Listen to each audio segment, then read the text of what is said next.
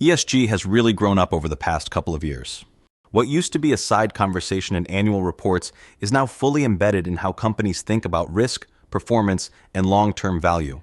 And in 2025, that shift is accelerating in practical, measurable ways. We're seeing ESG align much more closely with the core of enterprise risk. It's no longer treated like a separate category. The most effective teams are folding ESG metrics into their existing GRC processes, just like you'd manage cybersecurity or supply chain risk. That integration makes it easier to understand exposure, track progress, and act fast when priorities shift. The ISSB's global baseline is a big enabler here. By creating one coherent structure that pulls together years of fragmented frameworks, GRI, SASB, TCFD, it gives organizations a much clearer path to follow. That's made reporting more straightforward, but it's also raised the bar. Investors and regulators now expect more consistency, and companies are responding with smarter, more dynamic reporting tools. There's also a lot more emphasis now on real-time ESG intelligence. Ratings aren't just based on what you disclose, they're shaped by what's happening around you. How resilient your operations are during extreme weather, how transparent your labor practices are, how diverse your leadership is.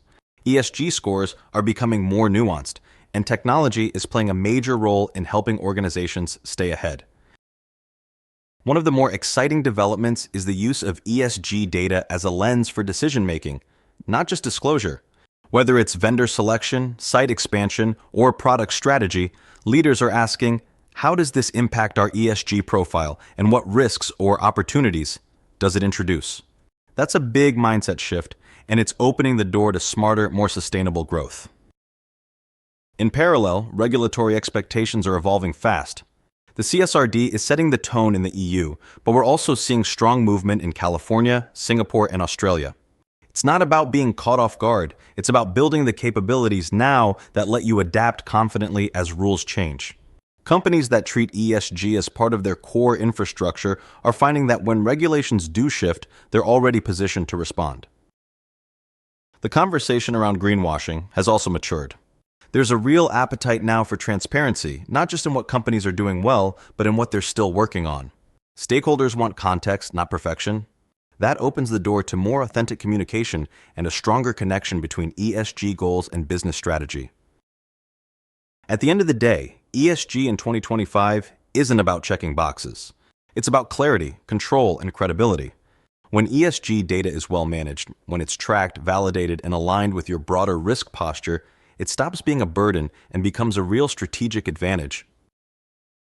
And that's where ESG risk assessment tools really start to prove their value, not just for reporting, but for helping teams see patterns, catch gaps, and prioritize actions before issues escalate. The tools are evolving fast, and they're becoming essential to staying proactive in a landscape that's anything but static. All right, I'll leave it there for now. There's a lot more we could unpack, but hopefully this gave you a clearer picture of where things are heading and what's worth paying attention to. If you're exploring ESG assessments or building out your program, feel free to reach out.